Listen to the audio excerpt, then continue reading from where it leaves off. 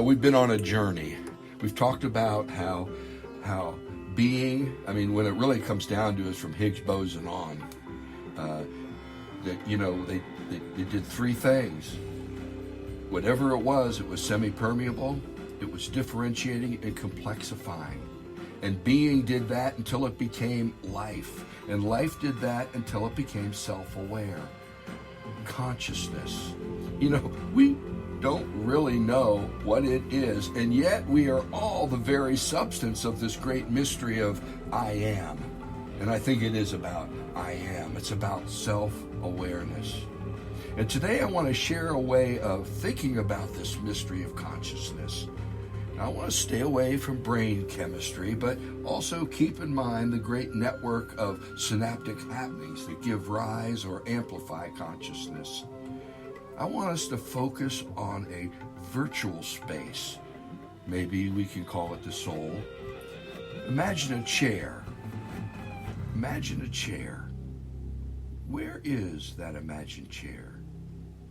You see, this is where I want us to focus today. That place where we have the voices in our head, the committee.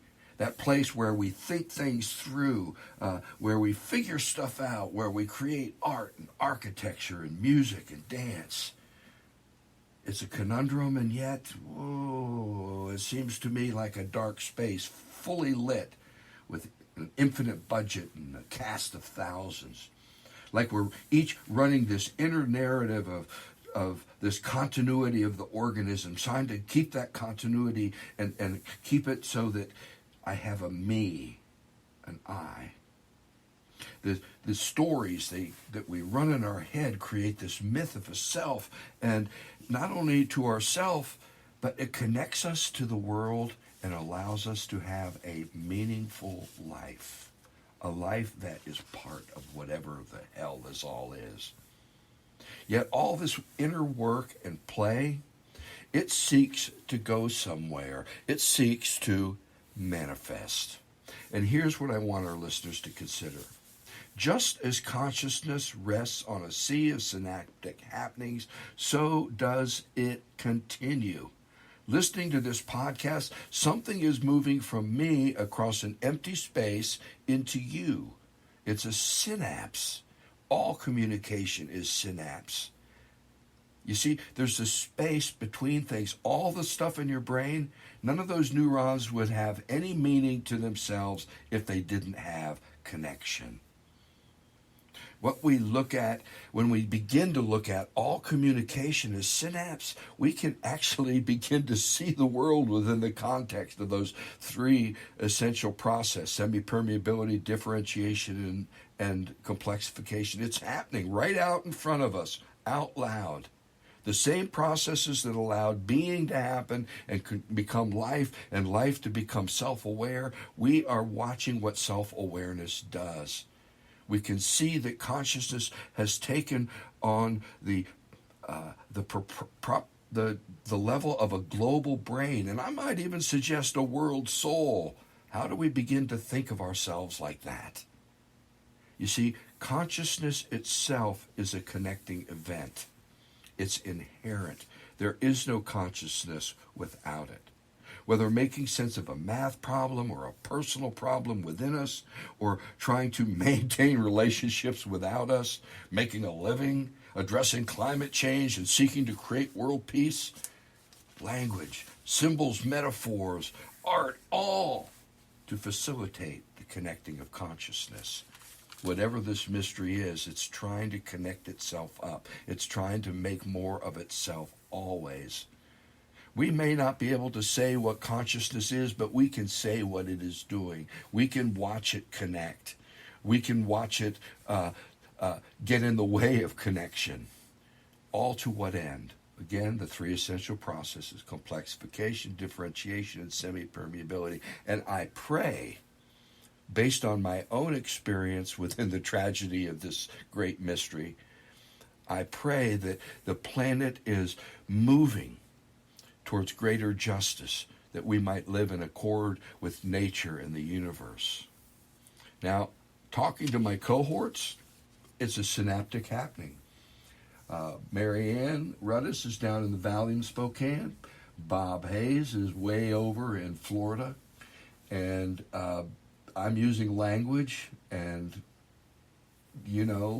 whatever I am to put some stuff out there. Bob, we'll start with you. I just laid out a whole bunch. What are your thoughts on such things?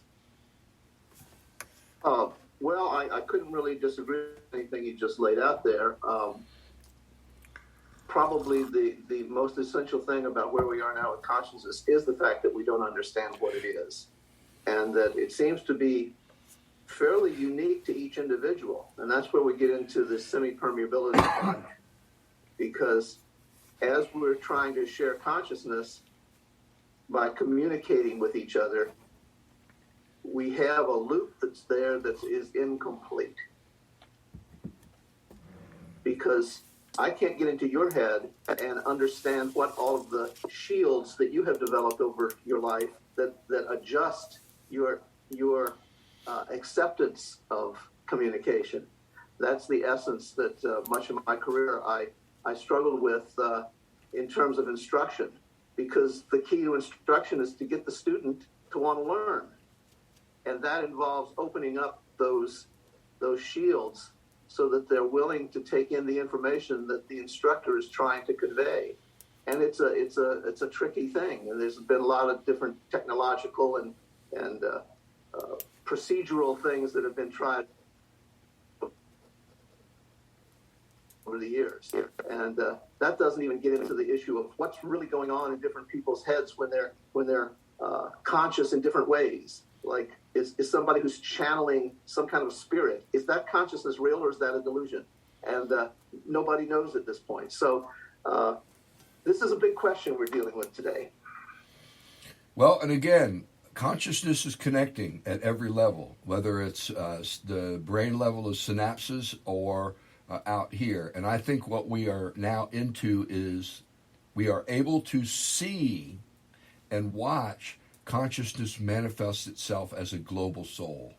And I think the Jews were onto something when they said it doesn't really matter what's inside you. What you do is what matters. If I don't really give a damn what's inside a lot of these people who think different than me. I don't even give a damn what's inside you, but I do give a damn about what I get to hear about what's inside of you. And that's the connecting piece to me that is marvelous, just marvelous. Mary Ann, as we connect our consciousnesses here. This is all marvelous. I think as you guys were talking, it's hard. I mean, even for us to be able to communicate. I mean, and this goes back to language. I can say a word like failure or love or God or whatever, and every single person that hears that is going to have a whole host of stories behind that. And so what I'm trying to convey may not get across in the way I think I want to communicate that. So I think when it comes to this connected consciousness, so is there a layer, is there somewhere that there is perfect communication that can occur, that may not be able to utilize words, that may not be able to, and you're right, I think actions can help to do that. Dance, music, things that can communicate beyond and get in behind all those defenses that we build up. So I think, what is consciousness? Is it, are we... We're just guessing. I think. Well, and again, I don't want us to deal with what consciousness is. I want us to look at what consciousness is doing, because we can address that. We can see it. Right now, the three of us, consciousness is doing something. It's trying to connect. It's trying to create a larger picture. Go ahead, Bob. Well, that connection is defined by a feedback loop. When you're communicating to us, we react to that and we communicate back to you in some way and form. And that feedback loop, as it adjusts itself, we get closer to understanding what it is you're trying to communicate. because you can understand what we're hearing. And that's where I wonder about how this whole global consciousness thing works. Because what are the feedback loops that are being generated? How do we know what is the effect of some new thought that goes into the global matrix, if you will? And we need to start identifying and learning to not manipulate, but understand how those feedback loops work and how that then manifests in moving toward connectivity. Well, when you talk about feedback loops, then ultimately we're all just communicating with ourselves, because as we communicate with each other, we're getting something back, and we're learning, we're adjusting. So is there one consciousness, and we are just communicating with ourselves? Well, I think that's the mystical imperative, and it's not only human beings; it's all being, it's all life, it's every rock. Joseph Campbell's last book was The Inner Reaches of Outer Space, which was, every time we get greater clarity of the universe, like with the Webb telescopes, what we're doing is getting greater clarity of our own existence and how it came to be, and some insight into what the fuck all over the place. And I think that's the issue to me in consciousness connecting is not being able to measure it, is not being able to even put it in technical terms, but is able to mediate it in such a way that we do begin to trust each other in such a way that is palpable, and also that the very deepest issues are no longer comfort and convenience. They're no longer being entertained, but they're really all of that to one end, and that's to how do we, what is the overriding metaphor that we're living inside of. And I think that, Marianne and Bob, before the show, we talked about there being a new religion. Is there a new pattern of religions that are emerging, that are starting to share these kind of deeper connective values, where we see, and I, as a mystic, I always go back to the one. Einstein's all sense of separation is optical delusion. We've created this organism, and I said it earlier in my talk, we're each running a narrative to create a continuity for this organism that allows one to participate in a meaningful universe, a meaningful life. And we're all struggling for that, I think. The big imperative, or the big impediment, is our inability to change and not wanting to change. We get lost in our own little eddies of comfort and convenience and the distractions of consumerism. How do we move out of that and into focusing on what connects us? The fact is, when you go into a supermarket, every single thing on every single shelf is connecting you to nature, to other human beings. And we don't have a worldview that makes that, when you walk into a supermarket, to see all those connections. As a mystic and as a study of history, and even the history of food, it's an amazing journey. I live in the middle of a lot of wheat fields and corn fields, and this is life. This is consciousness wanting more of itself for the sake of our grandchildren, for the sake of future generations. And it's that. Well, I was going to say it's the opening of our awareness to those connections. And how do we do that? How do we step outside of our comfort? How do we step outside of what we think we know and be open to seeing things in new ways and new connections? And I think that's the key, is that everything is connected. Whether we want to see that or not, everything is connected. And what we do to another, we do to ourselves.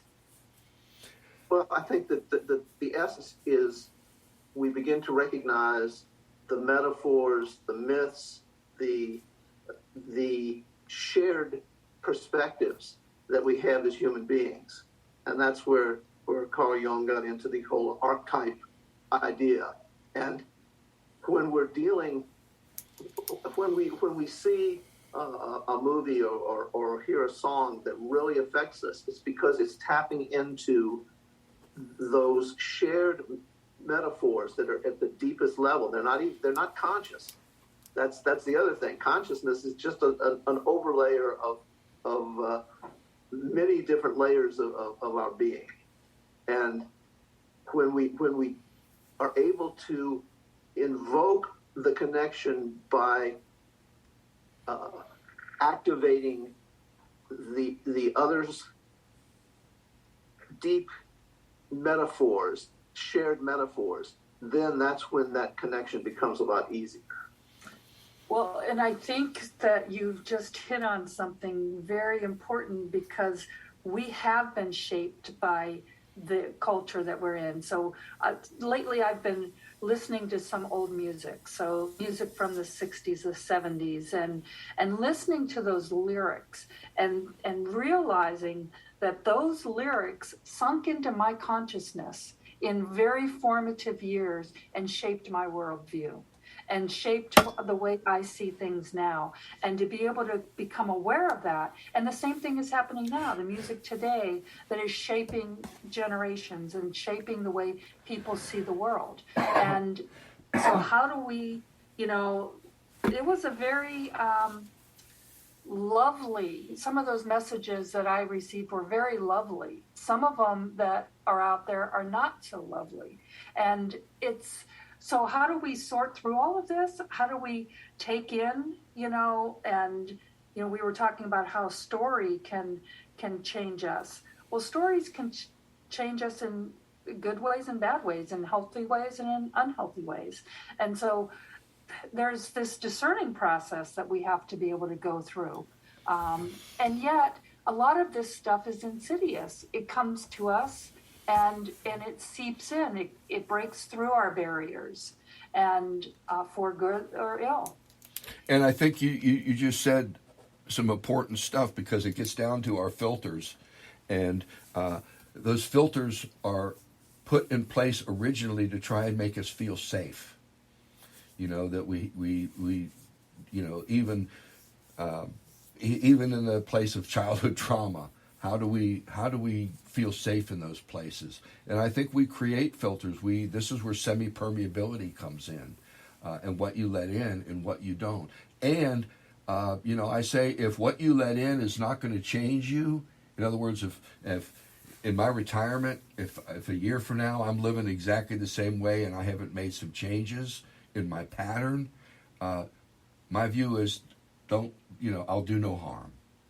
Just don't do any harm.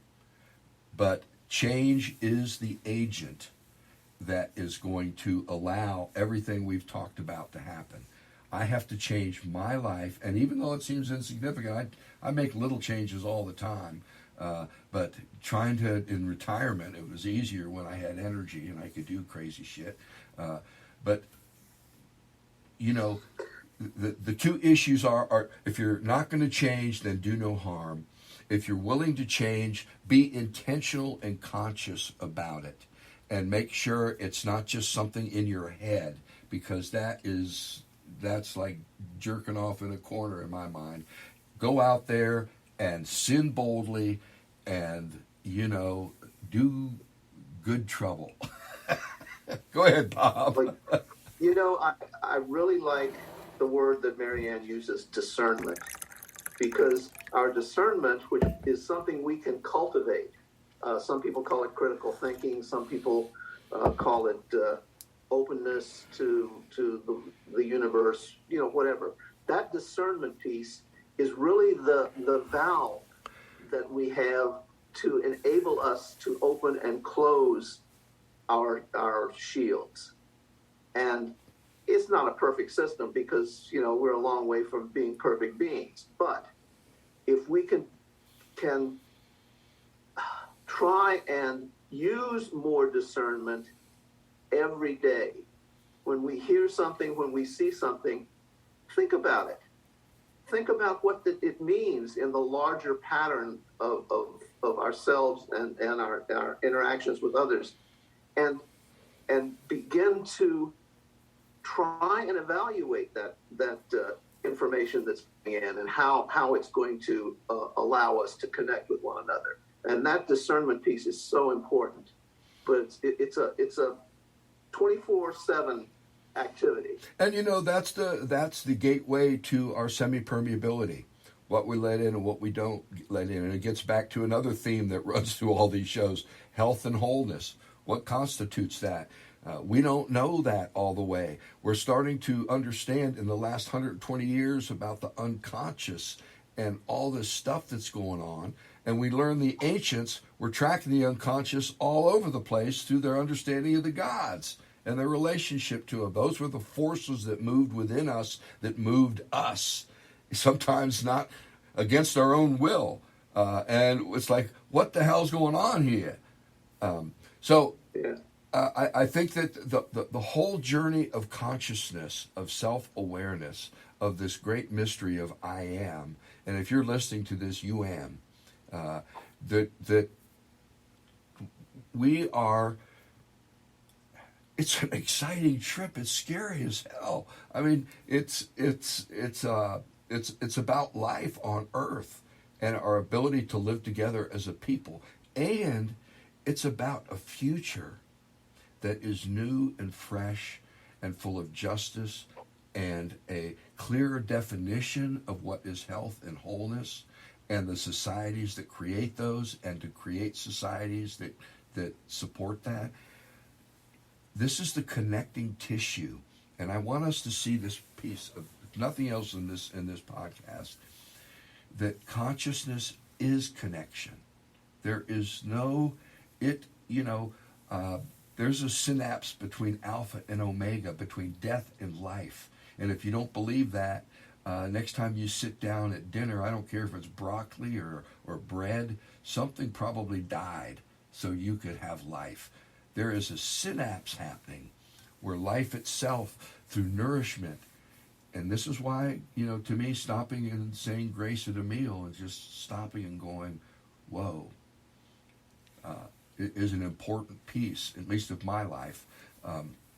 So the connective stuff of consciousness is consciousness. And it seems to me we need to keep asking what it is, but we also need to keep asking what it is doing and how do we participate in that in a way that creates greater accord with the nature of the universe. I left my cohort speechless. Well, sometimes it's kind of like mic drop, right? Yeah, that's true. And I'm just babbling.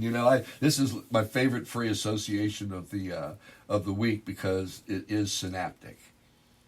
Yeah. The reason why I was speechless, it just seems like we come around to the same conclusion every week, and that is that our actions have to be guided by those moral, ethical guideposts we've talked about week after week. And if our consciousness is going to be part of this connectivity, then our actions have to be guided by those guideposts. Amen. Yes. Yeah. Well, I think that part of the journey, not part of it, but part of the crux of the journey, is to live at this connecting place. I call it the vortex of wonderment, that place that between the within and without, wherever that place is. And to see that my body is literally, and my life is a network of connectivity. I look around my room and I think of all the technology in the studio and all the thought that went into it. Kurzweil spent over a decade or two trying to get speech recognition down, and he did. He created, I think, 4 or 5 industries one of them was musical, in the journey, and we have speech recognition now that's quite amazing. Consciousness is seeking to do what everything has done since Higgs boson: complexify, differentiate, and semi-permeable. We are each doing that. Now, some of us are spending our energy on keeping those things from happening. And that's a whole other podcast, the impediments to the future. This piece of how we go forward, and I think it has to do with stories and how those stories are appropriated and brought into our lives. And I do think, I pray there's a new religion rising, and it's not one that can be institutionalized, but one that will defy organization, but breed organism, an organic nature to thinking across the spaces between us. And Bob, you said some things, until we get the stories, those narratives that we can all kind of play in, what are we going to have? Well, and I think that a lot of that will rest in our taking personal responsibility for what we do. And I think that, in order, we are changing processes. We are changing. Everything is constantly in motion. And to be open to something new, we have to release the past. We have to be able to see things not in the context of what we've always looked at them in, but in a new way. And how do we do that? And I think that's the goal of consciousness. That's that idea of connection, that we can connect in a way that we can see things without those past filters. And I think you had talked about it before, Bob, that when something new happens, we are going to relate it to something old. And that's what we have to follow, that thread, and figure out, okay, so I'm thinking about something new, I hear something new, and it's triggering something in me that I have to understand. And so I trace back to why do I think of it that way? And then when you see that, then you can go, okay, I can let go of that. And now I can maybe explore seeing this in a new way, seeing it differently. And I think it's a matter of perspective. And how do we change our perspectives?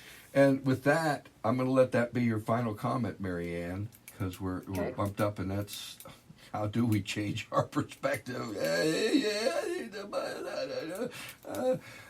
Bob, final comments? Okay, I'll go back to the metaphor of Hermes, who was the god of doorways. The Herm was the threshold that you move from one type of existence to another. But he was also the trickster, because to get those doors to open, especially if someone's resistant to hearing new and helpful information, you've got to trick them into it. So as we engage our consciousness and we use the tools of metaphor and so forth, realize that we're really trying to trick each other into enhancing our connectivity. Amen. And even if that's not conscious, let it be the deeper unconscious piece that's at play. So, we've touched upon this today, and I think it's a place that we need to kind of go. There's a backwash. Every movement has a backwash. As a matter of fact, if you look at what really sinks powerful people, it's not the things they do, it's the backwash from the things they do. It's them trying to cover it up or whatever. We've talked about impediments to the future, impediments to a growing future, one that allows everybody an opportunity to seek their full dharma, their full path of being, who is really themselves. And yet, there's this piece, and it's in my life too. I'll be honest. I'm a guy who's plagued with first world problems. Oh, I've run out of coffee. How awful is that, I must say. Over and over, there are these impediments that we put up, that the family puts up. And America's in the middle, and not just America, but the whole planet, trying to put on the brakes. Things have gone too far. What is that? What is that really about? We hope to explore that and at least have a little romp through thinking about that. Until then, may the oneness of being be all over you, and blessings.